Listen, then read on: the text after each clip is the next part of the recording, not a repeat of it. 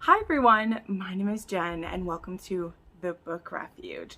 And I am so excited to be filming this video today in collaboration with my wonderful friend Tamika from Library of Tomes. She asked me to help out with her video blitz for October. Please go give this girl some love. If this theme that we're talking about today, which is going to be my favorite taboo books, if that interests you, Tamika is actually a great friend of mine, and we actually do a monthly taboo book club together. In case you haven't heard about that, the link for that is my Discord link, which is always in my description. We do that monthly, and it is something that I am so happy we started. I love talking with Tamika. I love sharing our interest in books and certain themes and really getting to pick them apart and discuss them. Yes, they're super steamy, sexy, fun, but I also like taking a look at, why some of these books interest us, why they get us excited, and why some of them maybe should be banned or not read by everyone. Because you know what? I would have said that every book deserves to be made, but the more that I have tried different things, there are some books that just shouldn't have been made, but we talk about why that is. So anyway, that's enough of an intro. If you like this video, please check out Tamika's, which will be linked in the description, so that you can get more recommendations, because Tamika reads a lot of them too. So let's go ahead. I have 11 books to share. I thought I just had 10, and then I was pulled into, I remembered another one.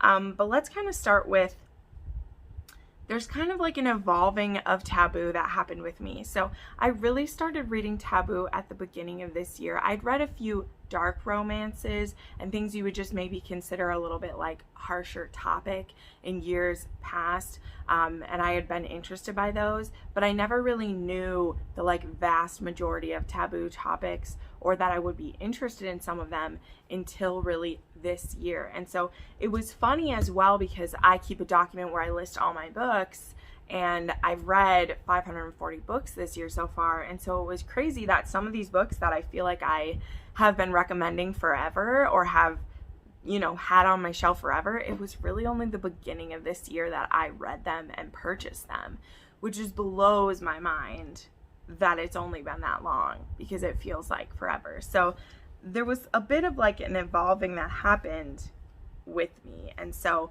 we're kind of gonna go that way. But for sure, I'm starting with one of the first ones that did that for me, and this was one I actively went looking for, and it was when I was looking into DubCon and CNC, which, if you don't know, that means dubious consent and consensual non-consent.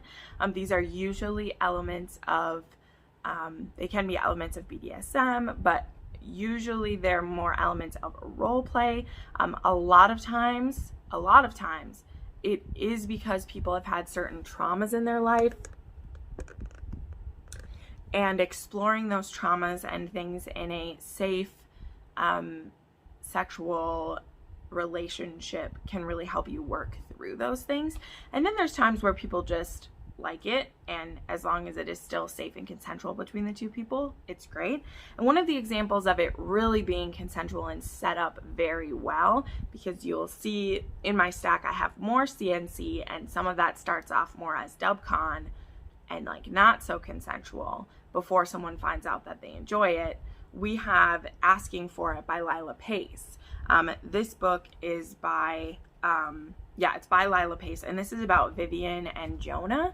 And so Vivian is a grad student and Jonah is a teacher, but they don't meet that way. This isn't about being a student-teacher relationship. They don't interact with each other on campus at all. It's more about Vivian was raped by her brother-in-law when she was 16 years old, and during the time after that, she eventually, when she started exploring her sexuality, she realized that she couldn't get off without imagining being raped. That's how she was taking power back from it, but also she is kind of a slave to it. And what I love about this book is we have Vivian's in therapy. We get to see her therapy session. She has a good therapist.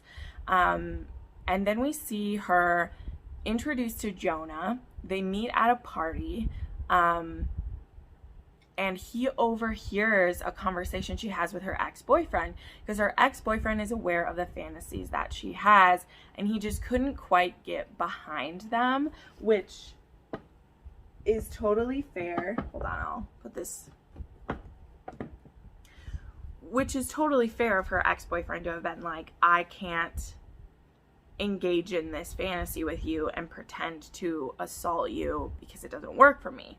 And it led to the ending of that relationship, because Vivian either has to fake it when she's with that partner, or she has to pretend that she's being forced, and neither one of those is a healthy thing for her and her partner. But anyway, so Jonah overhears this, and he takes a big leap by introducing himself to her again and saying, hey, that fantasy you have, I have the opposite one. Would you like to play together? And, you know, what I love about this book is they talk about all the things that could go wrong. Jonah is very insistent that she have a safe word, that she have people who know what's going on, not what's going on between them, but that whenever they go to play, that people know that she's with Jonah, even if they don't know what's like going on between them. He is always so careful to check in with her. And obviously what starts as, you know, we're just going to be play partners turns into, wow, you may be the person who is my other half because you get it.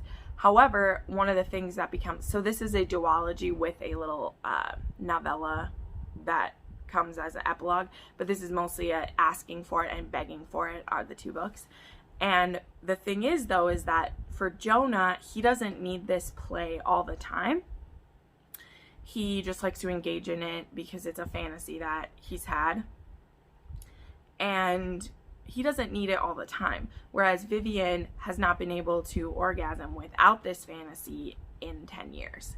So it's a, you know, that becomes a point of contention where he's like, I don't always want to be in the headspace of an attacker. I'm using this to work through my trauma, and eventually I don't want to have to do it anymore. Whereas Vivian is like, I found someone who will do this for me, and I like it, and I love it, and it's all that I want. And so that is kind of what the conflict is in that story. So anyway, I just talked way too long about one book. Why do I always do this? But this is a book I haven't heard much about, and I guess that's why I want to talk about it the most. And I haven't talked about it a lot on my channel, whereas the rest of these I have, so I'll go a bit faster. So the next one I read near the beginning of the year was Credence by Penelope Douglas. I'm sorry, this fits into one of my favorites. There was just something about it. I liked kind of the, even though it was so confusing and there is a lot of issues with the story, there was just something about it that I also loved so much. All right, sorry the light changed and we have some weird patterns, but that's what happens when you don't have a studio or anything, which I think most of us can relate when the sun's at the wrong spot. But anyway, this book was just kind of fascinating to me. It's about this girl who, her parents have a murder-suicide situation happen, and she gets sent to stay with her step-uncle, who she didn't even know existed. He has 2 kids, so all of these are step relations to her, and she ends up having different sexual encounters with 3 of these men. And the person she ends up with, I think, is kind of a surprise. I think it's pretty controversial. I think that I don't even totally buy into it, because there was a person that I really wanted her to be with, and I don't really like how it played out, but it's Penelope's story, and I thought it was a really bold move to make, and I still enjoy like how it all like plays out up until the point where she like chooses a person. So I still like that one quite a bit. Then I want to mention Sea of Ruin real quick by Pam Godwin. Oh my gosh, this book is a historical romance. It is a pirate romance. It is a female pirate romance.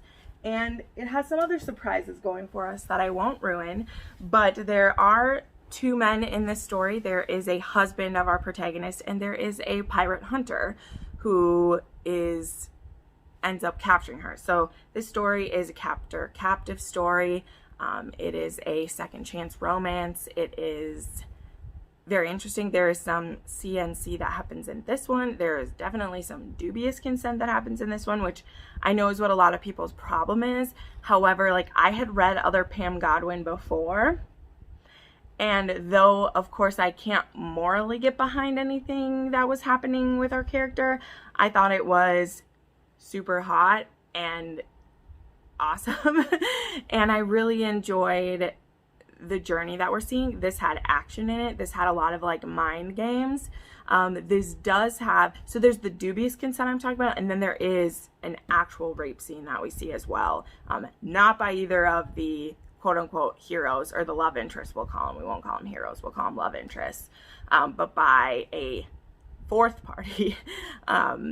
So be aware of that. There is a lot of gore in this book, and it was amazing. I love Pam Godwin, and this book just amped it up for me and put this book, it's hard for me to have like a top 10 favorite romance novels, because I read so many of them that it would just be impossible to maintain that. But I would definitely say it's in my, like, if I were tier ranking books, it would be in my top tier of them, because it's amazing. Then I have a book I read pretty recently, and that is Untouchable by Sam Mariano. This is a high school bully romance, although I would call it a dark romance more than I would call it a bully romance, because the bullying part of it happens pretty early on in the story, and then a lot of it is about how we are dealing with it. So in this we have Zoe and we have Carter, and so this book, I've talked a lot about this book recently, but it fits on my favorite taboo, because there's a lot taboo about this, and there's so many things about it that shouldn't work, but the characters make it work for me.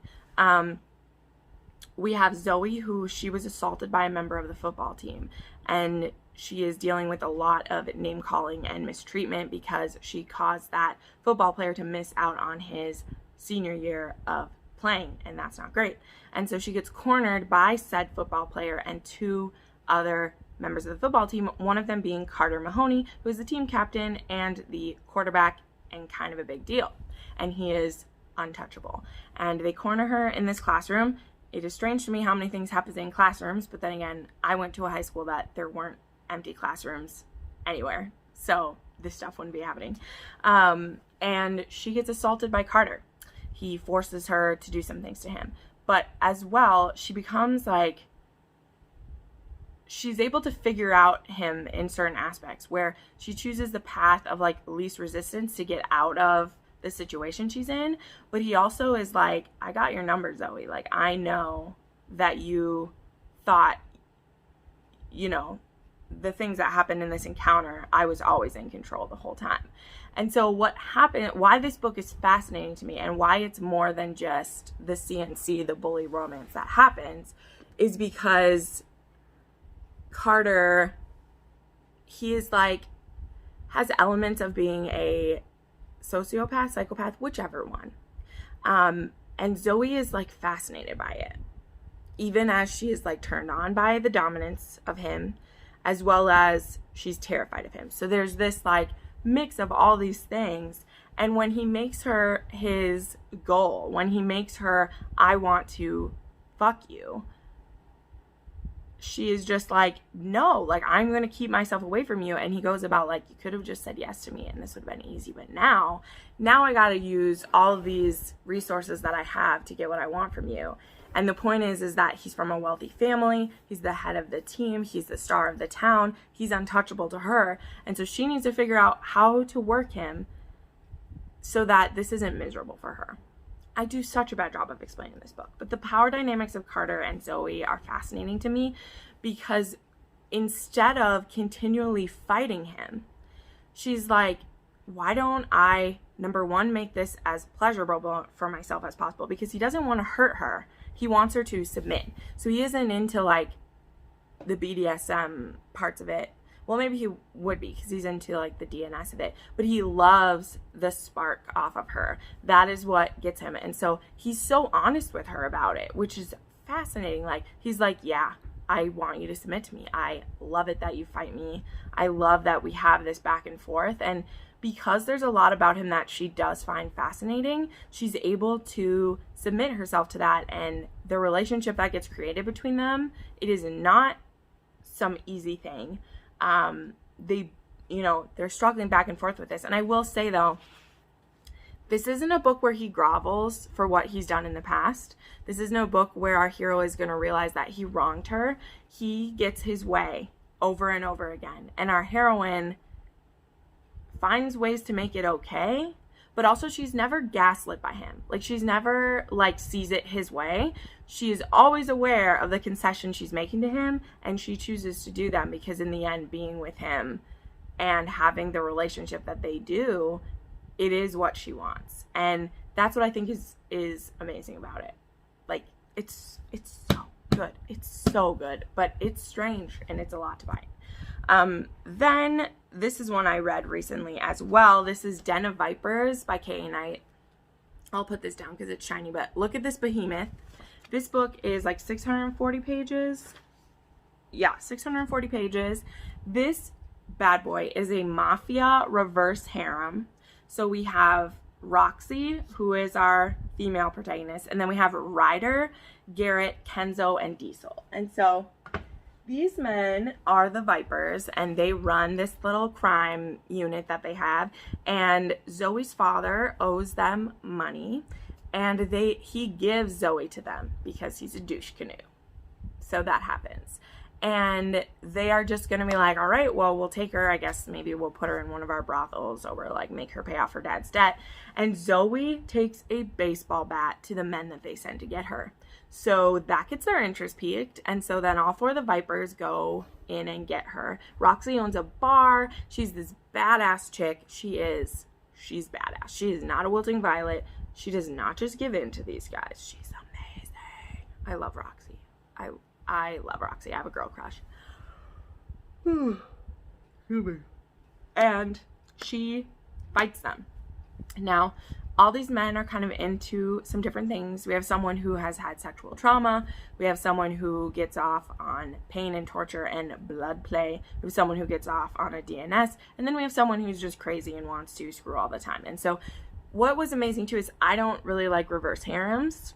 Like, really at all. It's probably like my least favorite trope that there is, but this one was amazing because I really felt each individual relationship, and because the book is so long, there is a lot of time to work that out. And it turns out Roxy is just as twisted and messed up as them, and so she kind of becomes their mafia queen of all four of them, and it's amazing. Like, it's so good, but it's messed up. Like, blood play is a hard thing for anyone. So I understand if you can't get behind it. I definitely understand.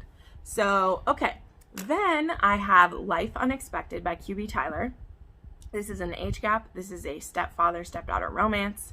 This is, so I think it was in August that I read a bunch of these because our Taboo book club pick for September was incest, but I ended up reading a bunch of step sibling ones because incest isn't, you know, popular, which it shouldn't be.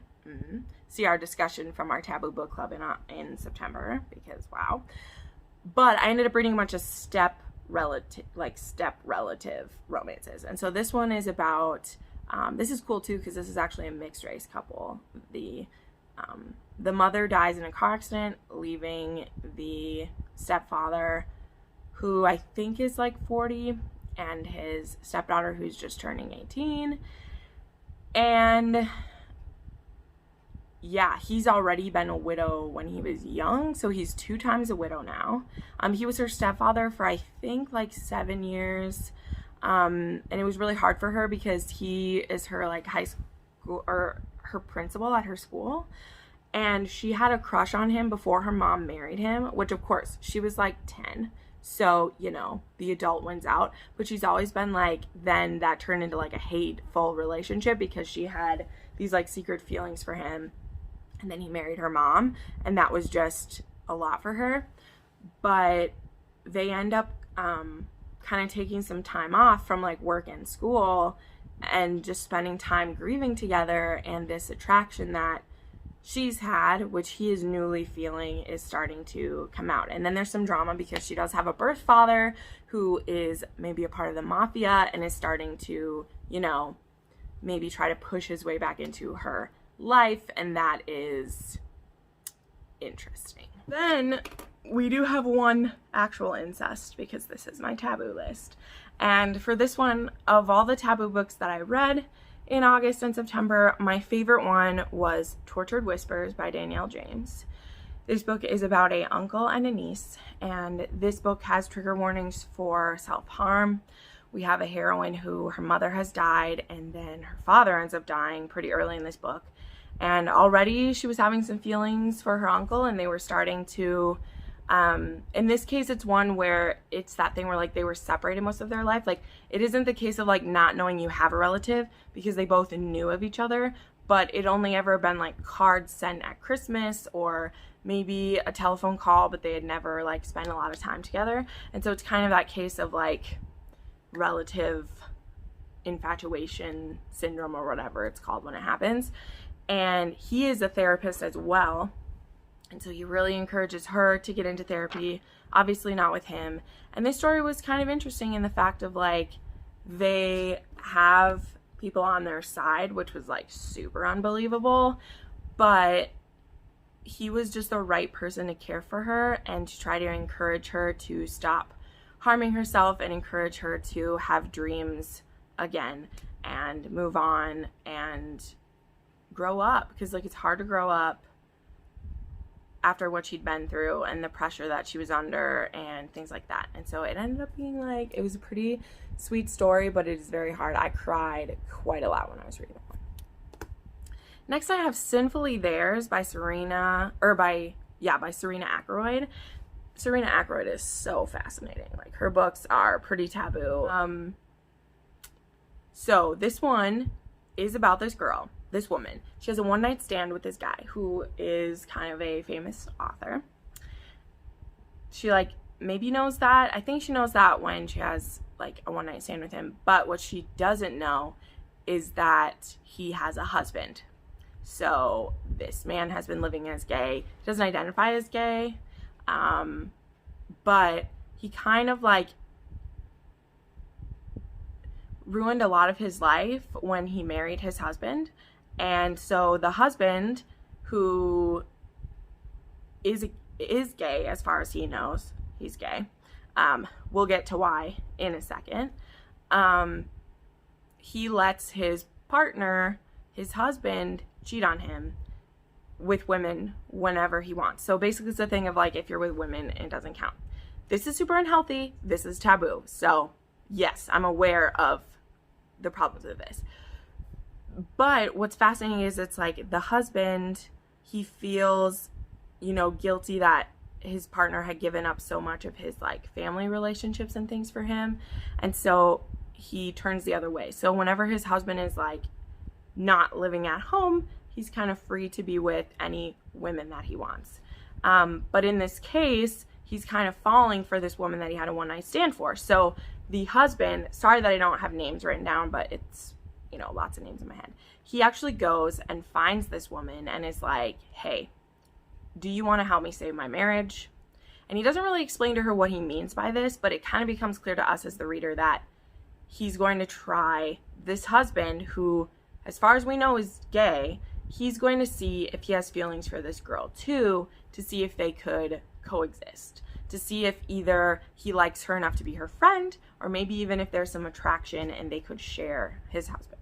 And so they do this without telling him. Like, he's like, if you want to help me save my marriage, come with me. Let's see how we get along, is basically the thing. And so she does, because she doesn't want to ruin his marriage, even though, you know, that guy kind of pushed her into this in some sense, whereas, like, he really made her kind of fall for him before she found out he had a husband. And so this is really interesting, because I don't like cheating, but at the same time, if it's an open relationship, is it okay? But if it's open on only one side, that's still, like, really unhealthy and, like, scares me. So I don't know. Like, I don't know the feelings. But this was a fascinating book. And yeah, it's Sinfully Theirs. And Serena, like, this book just was very interesting. And so I liked watching the different dynamics. I love menages. They're great to me. And this was fascinating. Then real quick, I have For Her Own Good by Tamsen Parker. This is a daddy kink book. It's an age gap. This is about a woman who, when she was 18, she had feelings for her therapist. She was in a mental ward for a little while, and then she had heavy therapy. And he is like 20 years older than her, and he had feelings for her, so he left his job. So did the right thing at the time. Left his job because he was having feelings for her. I think they only had they kissed, and then he left because he's like, if I stay, I'm gonna do things that I shouldn't do. Now it's been maybe 10 years. It might even be longer. I can't remember. But I know that he's like 50 now, and she's like 28, 29. And her father dies. So he comes back to town. He'd even had a wife in the interim. Like he married someone, tried to be happy, and it didn't really work out. So his ex-wife even is still his friend, and like really encouraged him to go back for this woman, because she's like, you really care about her, and you should go back to her. And he makes himself available to her, and then it becomes clear that they both share the same kink. They both have a daddy little relationship that is possible between them, and it was really cool. It was really cool. That was one of the first ones where it was a legit DDLG relationship, daddy dom little girl relationship, that was interesting to me. So I liked it. All right, then, because I just have to, Balance, which is the first in the Off Balance series by Lucia Franco. Finally, all 5 of these books are out. They have been re-put onto Amazon. They were banned for a while because Lucia had an underage protagonist, and there was it wasn't legal in the state that she had it set. So actually, when the 5th book came out, which I got to read the arc for the 5th book, she changed which state it took place in, and she raised the age of the protagonist 1 year so that she was above the age of consent, even though she was still under the age of 18. And that was enough to kind of like placate a lot of the haters about it. But this is about a girl and her gymnastics coach. This is an extremely toxic relationship, and I read it like crack. I read it like just like crack. Neither one of them are healthy people. They both take turns manipulating each other. There is dubious consent, there is consensual non-consent, there is just the whole gamut of this. There's someone in a position of power over someone else. There's a lot going on in this book, and it's fascinating, so I'm doing it. And then the last one I want to talk about, which it was funny because I went back through, like I said, I went back through my list of books I read this year, and I forgot that this one was from this year, and that is Robbie by Ella Frank. So this is the first in a trilogy. There's Robbie, Julian, and Priest, and then there is the priest, the prick, and the princess, the priest, and the prick, whatever. And this is a male menage. This is a threesome of men, and we have Julian and Priest, who are in an established, they are married. They're in an established relationship, but they are looking for a third. They are looking for a submissive, because so Priest is a dominant, but Julian has dominant tendencies as well. And so they're looking for a third that they can both like dom together, and someone to kind of be their sunshine one, basically. And it was this story, this like quartet also has like a mystery going on in it that was really interesting, and so I really like that aspect. But this is part of like Ella Frank has this series where like that it's all connected. So it actually starts with we meet Robbie in the series beforehand, but you could start this at the beginning. But yeah, this couple, they basically pursue Robbie, and they get him to join their family, and it's pretty fun. Like this one I wouldn't call taboo for a lot of reasons, but I just feel like most people probably haven't read a male menage, and I mean, it's definitely not like a normal romance that you'd read, so I wanted to bring it up. So I am going to wrap this video up there. That's all the books that I have for this. Also, the light is pissing me off, so it's time to call it a kaput for this. But thank you so much for watching this. Make sure to check out Tamika's book and her channel if you haven't. She's getting really close to being monetized. So let's help her do that this month. And thank you so much for watching. You can find me and all my socials down below in my link tree, and I'll see you in the next video. Bye.